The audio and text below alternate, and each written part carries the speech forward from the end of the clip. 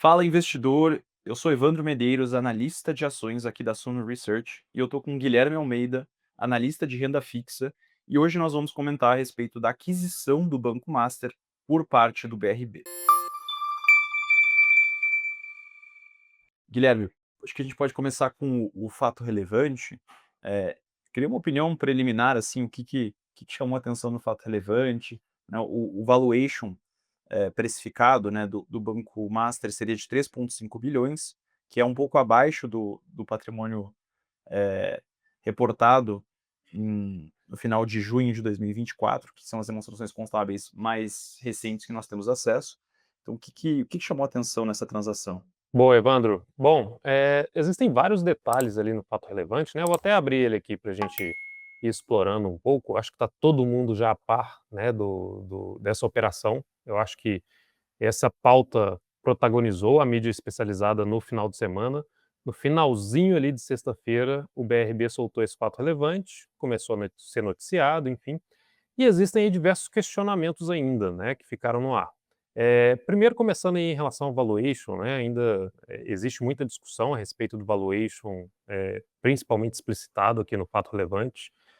Estima-se que essa operação seja ali de 3,5 bilhões, mas na verdade ela cravada é de 75% do patrimônio líquido do master, né, então pode variar ali no intervalo de 2,5 a 3,5. Então esse é o primeiro ponto que gerou uma polêmica. O segundo ponto foi o questionamento se de fato existiria ali uma sinergia entre as duas instituições. Afinal de contas, e até a gente vai explorar daqui a pouco, nós estamos falando de um banco público, né, tem ali uma participação relevante do governo do Distrito Federal e de um banco cuja estratégia é bastante agressiva, né, de um lado uma estratégia mais conservadora, de outro lado uma estratégia agressiva. A sinergia, em primeiro momento, ela não é evidenciada, né. De toda forma, aqui no fato relevante, o próprio BRB explora um pouco essa temática, falando o que eles buscam capturar com essa operação, né. O BRB atualmente, por exemplo, não atua no segmento de mercado de capitais, no mercado de câmbio, né, e a intenção de se adquirir o master seria começar a botar o pé, né, entrar nesse tipo de operação, aproveitar ali aquele serviço que o master tem do crédito cesta, que é o cartão de crédito consignado, para incorporar dentro da sua estrutura. Existem alguns aspectos, né, que serão deixados de fora, o próprio fato relevante explora um pouco isso, né. Eu estou passando aqui com vocês na tela, mas a nossa intenção não é fazer a leitura integral do fato relevante, tá? Ele está lá no site do BRB para quem quiser acompanhar essa pauta na íntegra. E aqui a nossa dinâmica é justamente falar o que a gente achou, né, deste fato e das operações em si, se existe alguma sinergia ou não, né? Então, aqui no fato relevante está explicitado todos esses pormenores, né, do porquê existe essa intenção em se realizar a operação. Eu, em primeiro momento, acabou ficando um pouco, né, eu acho que mais com perguntas do que com certezas, né. O primeiro ponto é, de fato, se há sinergia, né. Do ponto de vista do BRB, que é um banco mais conservador, tem ali uma previsibilidade até na receita por conta da folha de pagamentos dos funcionários, dos servidores públicos, né, estaduais, é muito forte já na linha de consignado, tem ali também uma atuação muito forte no crédito imobiliário. Qual seria o propósito nessa aquisição de fato, né, dado que o master ele vem sim apresentando um crescimento bastante acelerado nos últimos anos, mas muito desse crescimento é pautado em estratégias bastante agressivas, né? Basta a gente ver os produtos que são ofertados no mercado a taxas que descolam, né, dos seus pares. Então, em geral, eu acho que é uma operação que ainda vai dar o que falar, né? É bom a gente situar aqui como que está o cronograma dessa operação. Já foi protocolada junto ao Banco Central. O Banco Central agora tem 360 dias para analisar o mérito da matéria. Até os players, né, estão bastante otimistas com isso, comentaram inclusive que pode ser aprovado até 60 dias. Eu acredito que não, né, é uma pauta que está gerando muita polêmica e eu acho que o Banco Central vai utilizar aí desse tempo para analisar todos os pormenores de fato, né. Além da aprovação via Banco Central, tem uma aprovação que é até mais simples, né, que fica ali sob competência do CAD para avaliar questões de concentração bancária, e o próprio Banco Master também tem que fazer um para casa, né, que é o seu processo de reestruturação, né, interna, avaliação das operações. O BRB já comentou que não quer incorporar todas as operações do Master, então existem muitas etapas, né, para de fato essa operação se concretizar, e existe até uma especulação de que ela não vai se concretizar, né. Então, hoje existem muito mais perguntas do que certezas em torno dessa matéria. Perfeito, Gui. Uma coisa que eu achei interessante a respeito dessas perspectivas sinergias, né, que eu confesso que eu tenho um pouco de ceticismo a respeito delas, que o BRB, caso ele comece a entrar no segmento de mercado capitais, ele seria um banco estatal sui generis, porque até o próprio BB, ele tem dificuldade de entrar nesse segmento, né. Se a gente olha o Banco do Brasil, ele opera no segmento de mercado de capitais, que é emissão de dívidas, de debêntures e afins, mas ele opera com uma parceria feita com o UBS, que é o banco suíço que adquiriu o Credit Suisse, né. Então, assim, as sinergias não me parecem muito claras, parece uma operação que mistura 2 bancos bastante diferentes e, assim, um banco público, um banco privado, uma deve haver uma dificuldade em equilibrar, equacionar essas 2 culturas, né, e adiciona um grau de incerteza enorme para a carteira, para os ativos do geral do Banco BRB, né, porque o Master, ele acaba que ele tem um custo de captação muito elevado, né, a gente vê os seus CDBs sendo negociados aí pagando 120 até 140% do CDI. Para gerar uma margem financeira positiva com isso, é preciso alocar em títulos muito arriscados, né, então, ainda que a alavancagem do Banco Master não pareça à primeira vista muito elevada, hoje ele opera com um índice de capital principal em torno de 10,5%, eh, ainda assim os seus são bastante arriscados e a sua base de depósitos não necessariamente muito fiel, né, especialmente aqueles com maior liquidez. Boa. E eu acho que para a gente entender um pouco mais nos detalhes, né, dessa diferença em termos de estrutura das operações, a gente pode até compartilhar um pouquinho do material que geralmente a gente divulga aqui para os assinantes, né? Claro que nós temos ali toda a estrutura de um relatório analisando caso a caso, né? Os assinantes aqui da Suno contam já com esse relatório disponível lá na área logada do investidor, na área do assinante. E aqui a gente quer dar justamente uma palhinha, né, do que são essas duas estruturas e do porquê existe essa dúvida de fato em relação às possíveis sinergias, né, que as próprias instituições estão apontando ou intencionando agregar com a operação em questão. Então, compartilhando aqui com vocês brevemente esses detalhes, bom, eu acho que o primeiro ponto, né, é justamente falar sobre as duas instituições, né, um pouquinho do histórico. Mais uma vez, não é a nossa intenção aqui falar da história das duas instituições. O primeiro dos relatórios de cada uma das respectivas instituições já cobre isso, né? Então, o assinante que tiver curiosidade ali em explorar um pouco mais da história desses bancos, pode conferir lá nos respectivos relatórios, né? Mas falando aqui brevemente, o BRB, todo mundo já sabe, é uma sociedade de economia mista, de capital aberto, né? E o acionista majoritário é o próprio governo do Distrito Federal, né? Tem aí uma atuação em Brasília, é claro, mas acabou expandindo isso para outros estados ali do Centro-Oeste, tem uma atuação também no Sudeste e em parte do Nordeste. Inclusive, né, o próprio presidente do BRB comentou em uma matéria do final de semana que um dos objetivos também nessa operação seria capturar ali o braço digital, né, do Banco Master, que é o Will Bank, né, justamente porque o Will Bank ele tem ali uma postura mais forte, uma presença mais ampla no Nordeste, que é uma região na qual o BRB quer explorar mais, quer ampliar sua atuação, né. Então, fica aqui também esse ponto apontado pelo próprio BRB como motivador dessa operação. Já o Banco Master é um banco privado de capital fechado, né? Eu acho que muita gente aqui conhecia ele como o nome de Banco Máxima, né? Foi fundado lá nos anos 70, aí o atual CEO, Daniel Borcaro, ele adquiriu a estrutura ali na passagem de 2017 para 2018, tem uma atuação nacional, né? E o foco é justamente em operações de varejo e investimentos. Como a gente já antecipou, é um banco que tem ali uma atuação, né, com uma estratégia bastante agressiva.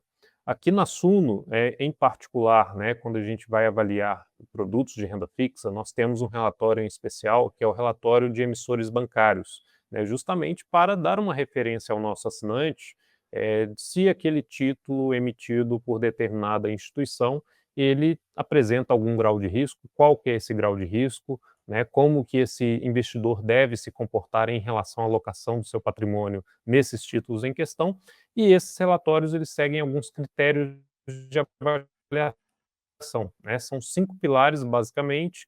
O primeiro pilar é o de governança corporativa, passando por qualidade dos ativos, estoques resultados, estrutura de capital e a liquidez e solvência da instituição. Aqui, mais uma vez, não vamos explorar a fundo cada um dos critérios, por isso existe lá o nosso relatório à disposição do assinante, mas a gente vai passar brevemente, né, pelos principais aspectos para colocá-los a par, né, dessa discussão que vem ocorrendo. E aí, Evandro, se você quiser fazer alguma colocação aqui no decorrer da minha fala, pode ficar à vontade. Em relação a E acho que eu aspectos de só governança vou corporativa. só adicionar, Claro. que é a respeito dos rankings, né, das agências de classificação de risco. Eu também, particularmente, tenho um ceticismo, eu acho que são índices que, assim, eles são indicativos, né, acho que é muito bacana, no geral, esses rankings, eles têm alguma acurácia, né, acho que eles perderam muita credibilidade na crise de 2008, mas ainda assim você ter esse selo de A menos ou BB+, ele significa alguma coisa, mas é muito mais importante fazer a sua própria análise, tanto quantitativa quanto qualitativa. Muito bem colocado, Evandro. Eu diria até que para o investidor de varejo, né, que busca ali alguns indicadores para se referenciar, talvez o rating, né, essa classificação, ela seria um norteador, né? Apontou ali, ó, é um sinal de que é um banco que eles julgam ser de qualidade. Então, deixa eu analisar mais a fundo esse banco ou esse ativo em questão. Então, eu acho que serve muito mais como um farol, uma referência, do que um fator para tomar uma decisão pautada nesse aspecto. Até porque, né, a análise ela carrega ali uma subjetividade e muitas vezes a metodologia ela não é tão explícita como a gente gostaria que fosse, tá? Em relação ao aspecto governança, né, mais uma vez aqui a gente explora os pormenores da estrutura das respectivas instituições financeiras. Aqui, a princípio, não há nenhum destaque relevante, a não ser pela figura do BRB, que tem a presença ali de um controlador estatal, né, um poder público, e justamente como a gente tem ali uma instituição pública, ela está à mercê de toda a regulação, né, o aparato regulatório que gira em torno de empresas públicas, né? Então, isso pode gerar ali um ponto de atenção por parte do investidor, mas ambas as estruturas contam ali com uma estrutura interessante, né, em termos de conselho de administração, diretoria executiva, existe a presença de membros independentes, né, no conselho de administração, que vai em linha com as melhores práticas de governança corporativa, existe a figura de um comitê de auditoria que divulga, né, um relatório avaliando justamente as demonstrações financeiras já auditadas, né, por auditores externos.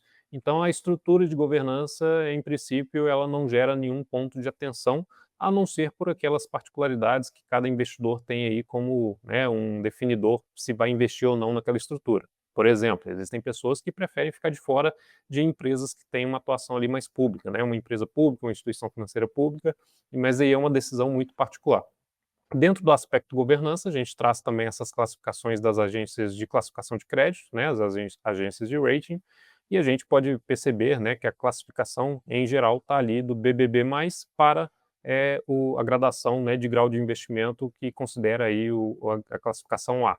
Só um destaque aqui, que é a figura do BRB, que talvez teve um movimento mais recente, né, de mudança de classificação de crédito, né? Nós tivemos ali uma queda na classificação pela Fitch para BBB+, e o Master, em outubro de 2024, salvo engano, teve um aumento do seu rating, saiu de BBB para A-, né? Então, esses são os principais aspectos de governança que eu acho que valem ser citados, né? Não destacamos ali nenhum aspecto altamente relevante.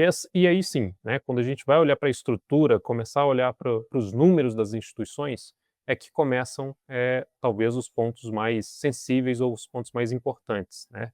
Se a gente avaliar a evolução da carteira de crédito, por exemplo, nós temos aqui as duas carteiras de crédito desde 2019, né, tanto do BRB, que é a coluna laranja, como a do Master, que é a mais clara. A do BRB, crescimento desde 2019, a gente percebe que ela cresceu ali quase três vezes e meia, né, 3,5 vezes no período considerado, chegando ali a quase 38, né, 37,5 bilhões. Já a do Master cresceu 22 vezes, né, nesse período, chegando a 22,5 bilhões. Mais uma vez, a gente vai ver que esse crescimento bastante acelerado, né, de 22 vezes em um curto espaço, de 2019 a 2024, ele foi pautado em estratégias bastante agressivas. E aqui só uma observação, né? Apesar dali na coluna estar em setembro de 24, esse dado de setembro de 24 é para o BRB, e o Master, nós temos aí uma ausência, né, de resultados mais recentes, então o último refere-se a junho de 2024. Evandro, quer destacar algum ponto sobre isso ou podemos avançar para o detalhamento, né, dessas carteiras? Não, perfeito. Eu acho que instituições financeiras, especialmente as de crédito, quando elas crescem de forma muito acelerada, acho que o investidor tem que ligar um sinal amarelo, né, porque isso me parece bastante, por exemplo, o SVB, né, se você olha o crescimento de carteira do SVB, ele também foi muito acelerado, e muitas vezes você não consegue equacionar e captar bons passivos para servir aquela carteira, né, porque imagina que o banco, de forma geral, ele é descasado em termos de passivos e ativos, ou seja, a sua carteira de crédito ela é concedida em prazos mais longos do que o seu custo de captação, via de regra. Ele opera numa estrutura alavancada. Então, por exemplo, se você vai analisar a maior parte dos bancos brasileiros, hoje eles negociam um patrimônio líquido que representa cerca de 5 a 10% dos seus ativos. Então, isso à primeira vista pode parecer muito positivo, né, ter bastante crescimento, multiplicar por 20 vezes aí a carteira, 30, 40, mas eu acho que é um ponto que me chama a atenção negativamente, tá. Excelente, Evandro. E aí um fato, né, acho que um critério importante para a gente avaliar é no que foi pautado esse crescimento, né? Quais são ali as linhas de atuação dessas duas instituições? Quando a gente olha para o BRB, protagonismo ali principal do consignado, a pessoa física, né? Quase um terço da sua carteira de crédito é destinado ao consignado. Consignado geralmente é uma linha considerada de menor risco, né? Justamente porque você tem ali uma simetria informacional menor, ao desconto diretamente na folha de pagamento, então existe uma maior previsibilidade quanto ao recebimento do recurso em si, seguido pela atuação, né, quase 30% ali no setor, né, no segmento imobiliário, que inclusive dá até um fomento, né, para captação junto às letras de crédito imobiliário. Por outro lado, o Master, nós temos aí dois destaques, né, em termos de segmento de atuação, o financiamento a empresas, né, que é o financiamento corporativo, 44% quase da carteira de crédito do Master hoje está destinada a esta linha.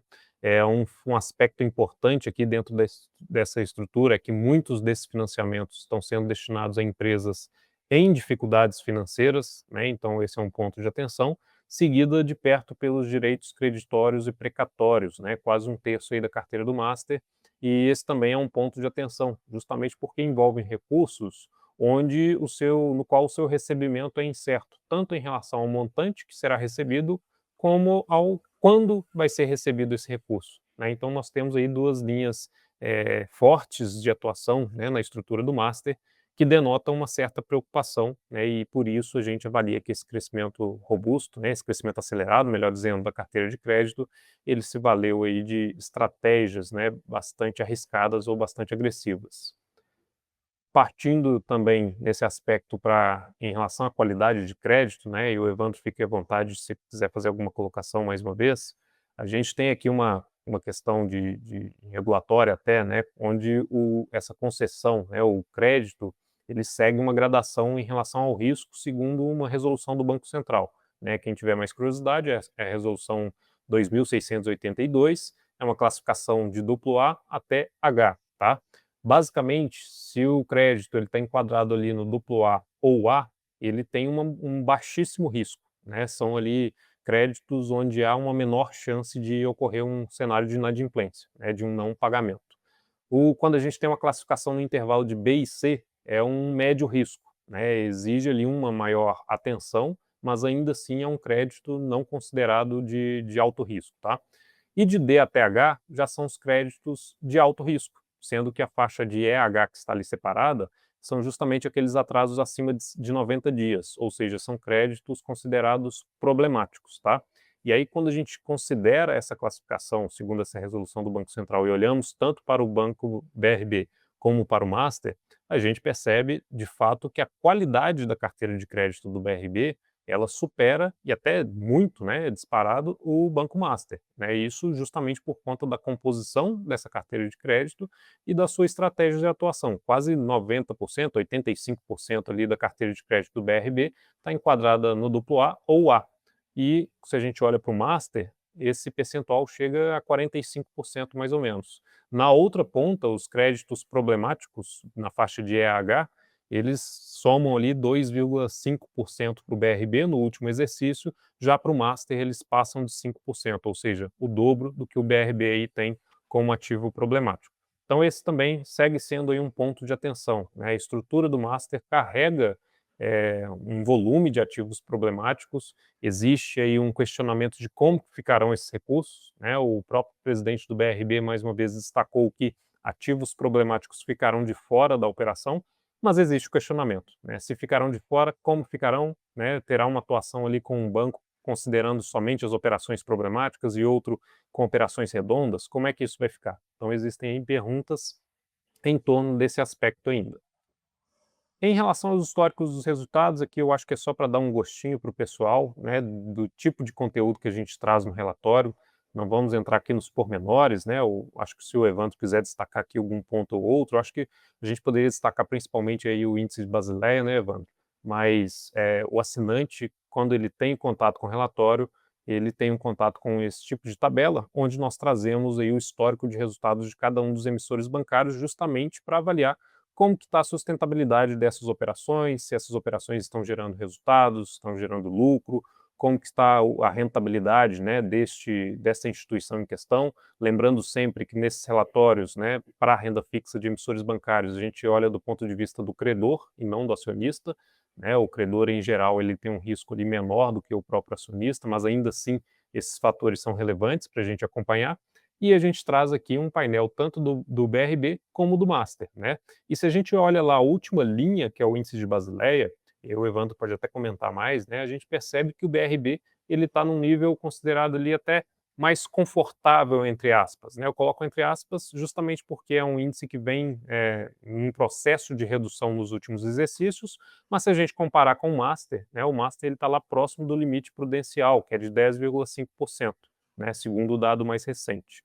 Então, Evandro, o que você destacaria aí dessa relação, né, considerando aí a Basileia das duas instituições? Bom, eu diria que o banco BRB ele me parece bem capitalizado.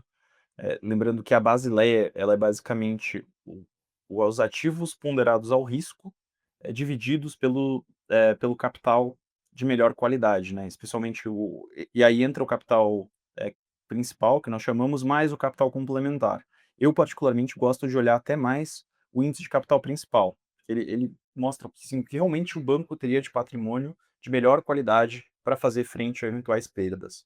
Eu diria que o Banco Master, dado o perfil da sua carteira de crédito e suas fontes de captação, eu diria que me parece uma Basileia um pouco apertada. Eu gostaria de ver uma alavancagem um pouco menor nesse banco para poder conceder crédito, né, para poder alocar nos CDBs dele. Ao passo que o BRB, como tem uma carteira muito com consignado, e como você bem colocou, o consignado ele tem uma inadimplência muito baixa, porque ele já é descontado em folha, e você tem algumas exceções ali que você pode ficar inadimplente, que seria ali, se caso você venha a falecer, aí realmente esse crédito pode ser perdido. Mas, de forma geral, o consignado é uma carteira com muito pouco risco, tá? Então, acho que eu me sentiria muito confortável olhando para as demonstrações do BRB isoladamente e desconfortável com o do Banco Master.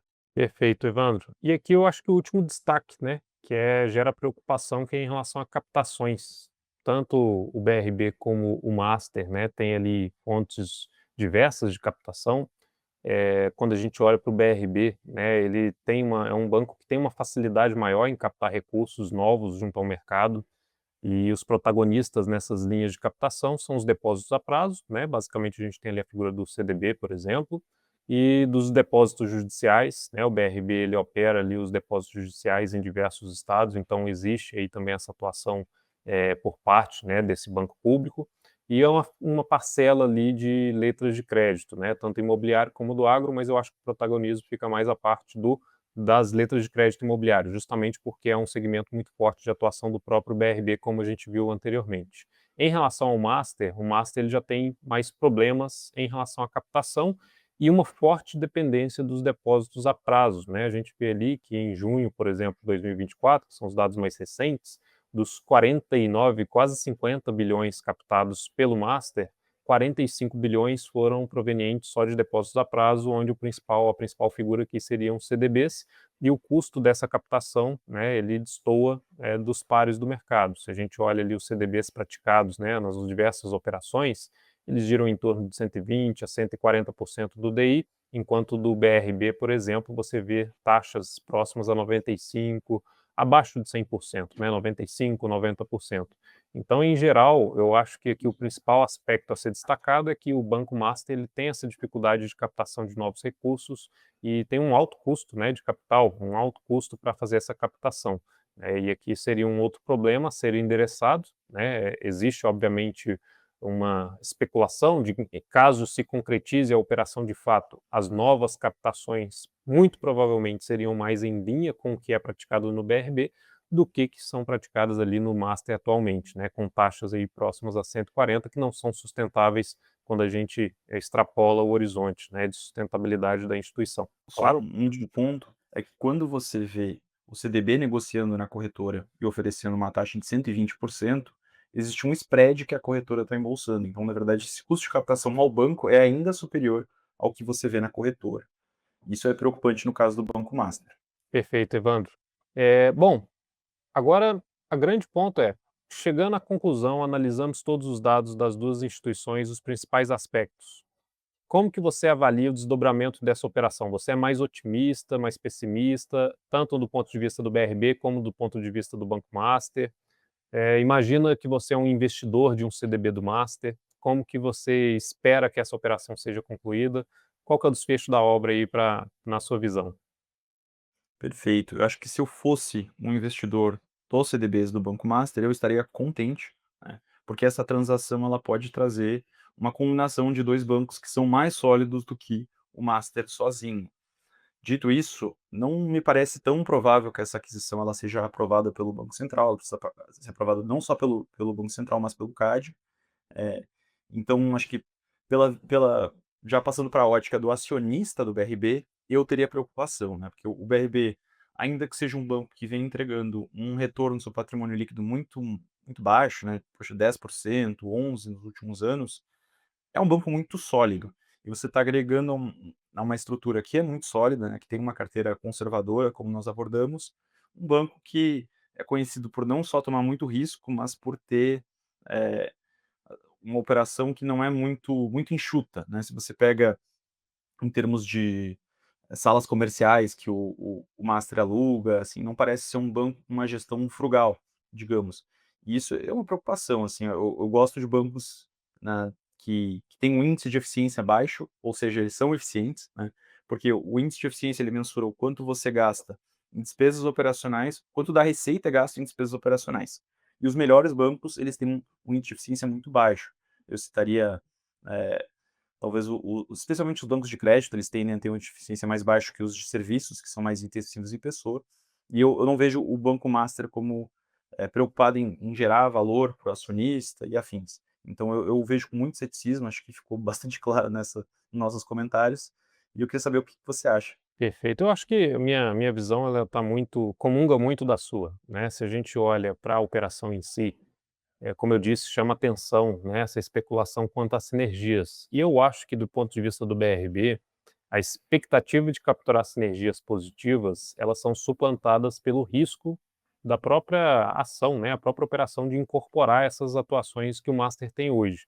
O Master ele tem problemas em diversas frentes, frente de liquidez, frente de captações, frente de qualidade da sua carteira de crédito. Se a gente olha esse crescimento aí de quase mais de 20 vezes, né, nos últimos anos, desde 2019 para cá, muito desse crescimento foi pautado em uma estratégia agressiva, a gestão se valeu de operações estruturadas, trazendo para dentro do balanço ativos considerados ilíquidos, né, com baixíssima liquidez. Se você olha para o pilar de captação, né, o Master é um banco que está com problema de captar novos recursos no mercado, tem uma dependência muito grande em uma única linha, né, que são os depósitos a prazo, esse custo de captação é elevado, existe a fragilidade na sua carteira de crédito, né, dependente ali, principalmente do financiamento a empresas e principalmente empresas de maior risco, e, em especial, os direitos creditórios e precatórios, né, que são ali créditos, recursos, né, onde há uma incerteza muito grande quanto ao recebimento. Então, eu acho que diversos pontos de atenção, esses diversos fatores de risco, acabam suplantando aquelas expectativas de sinergias, né, que o BRB pudesse capturar. Já do ponto de vista do investidor, aí fazendo esse exercício, né, eu detenho ali um CDB do Master, o que que eu poderia achar dessa operação? Seria uma espécie de tábua de salvação, né, o processo, a operação se concretizar de fato, né, justamente porque o Master ele está em dificuldade. dificuldades de fazer essas captações, existe uma dúvida quanto à sustentabilidade das suas operações, e eu acho que se essa operação de fato se concretizasse, seria ali uma saída para esses investidores. Mas ainda tem muita água para rolar, como eu disse, o Banco Central aí tem 360 dias para analisar esse mérito, analisar essa matéria, e aí sim chegaremos aí ao desfecho, né, desse capítulo envolvendo essas duas instituições. Excelente. Guilherme, muito obrigado pela sua presença. Espero que vocês tenham gostado. Se foi o caso, deixe um like. E vale lembrar que nós estamos chegando na época de declaração de imposto de renda. Então, se você quer um e-book gratuito explicando como funciona, clique no link aqui abaixo na descrição.